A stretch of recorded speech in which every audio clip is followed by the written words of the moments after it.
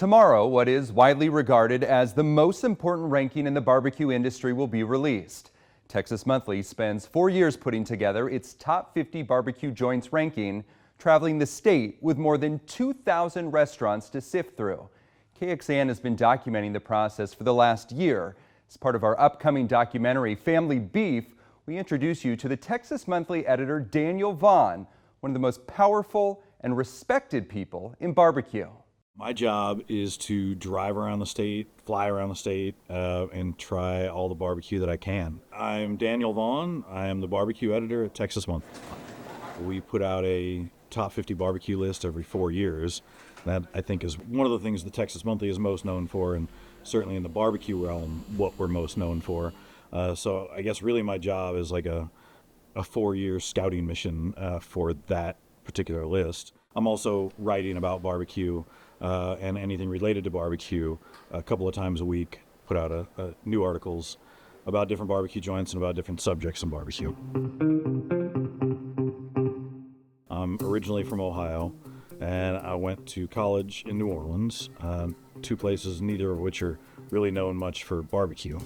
And I moved to Dallas in 2001. One of the first meals I had was at Peggy Sue Barbecue.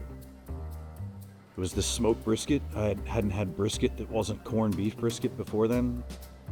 They had these ribs, which I'd cooked ribs at home in the oven and on the gas grill and all that, but couldn't quite wrap my head around how you get this sort of texture out of a pork rib.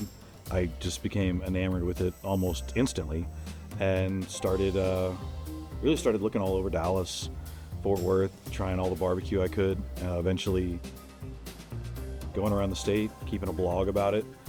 Full Custom Gospel Barbecue was the name of my blog, where I reviewed all these places. After 500 or so reviews on that, Texas Monthly had reached out to see if I wanted to do a few stories for them, and at that time I begged to be on the 2013 tasting team for the top 50. I didn't realize it at the time. They're like, well, yeah, sure. Like, you want to come on and like subject yourself to this? Like, sure, go around the territory and eat all the barbecue you possibly can.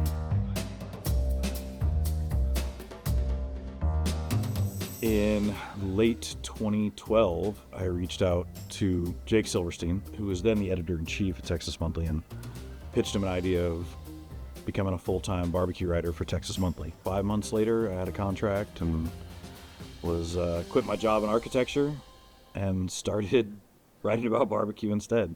You know, your usual path from architecture to barbecue journalism. It's hard to overstate how influential this list is. When Goldie's in Fort Worth won 4 years ago, its owners say it went from cooking 5 briskets a day to 50 and hasn't looked back since. If anything, that list and its influence has only grown. Even being in the top 50 is a massive boost for a business. We're going to be following our local restaurants in contention and follow their journey over the last year to get here.